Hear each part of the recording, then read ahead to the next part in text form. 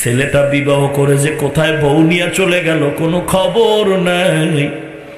কত ঈদ গেল, কত ঈদের রাত গেল, কত কোরবানি, কত রোজার ঈদ গেল, সন্তান খবর নিল না। ঢাকাতে বুড়া মানুষ রিক্সা চালায়, ঢাকার শহরে কত বুড়ারা রিক্সা চালায় না।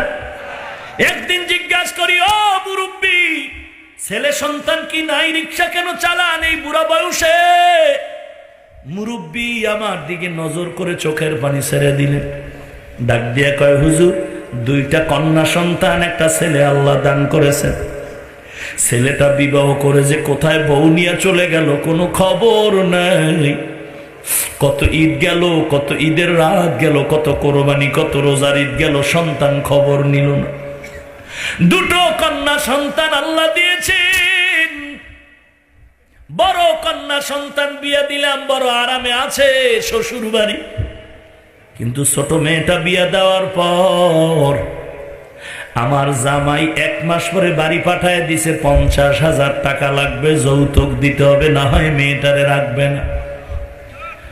আমি মেয়েটারে বুঝাইয়া জামাইয়ের হাতে তুইলাম, মাপ টাপ চাইয়া দিয়ে আসলাম। 15 দিন পর আমার মেয়ে আবার কান্না করতে করতে ঘরের দরজায় দাঁড়ায় গেল।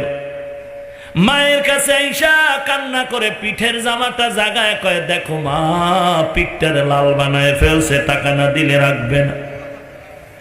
এইবার আমি আবার গিয়া জামাইয়ের পায়ে ধরে চোখের পানি ছেড়ে বুঝায় দিয়ে আসলাম, চেষ্টা করব।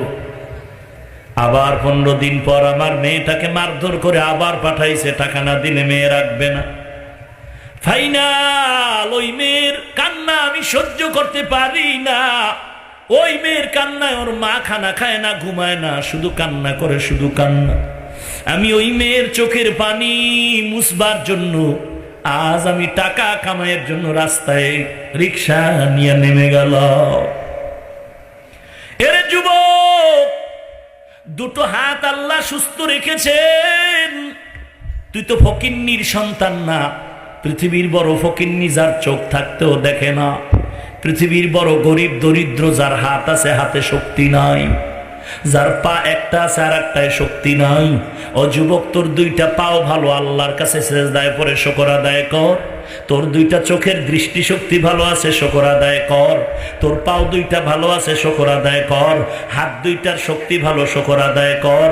আর বলো, শ্বশুর শাশুড়ি, আমার এই 2 হাত দিয়ে কামাই করে আমি কারো কাছে ভিক্ষা নিব না, বরং আমার হাতের কামাই দিয়ে আমার মাকে খাওয়াবো, বাবাকেও খাওয়াবো, স্ত্রীকে, সন্তানেরে, এমনকি আমার শ্বশুরি শাশুড়িও খাইতে চাইলে খাওয়াবো।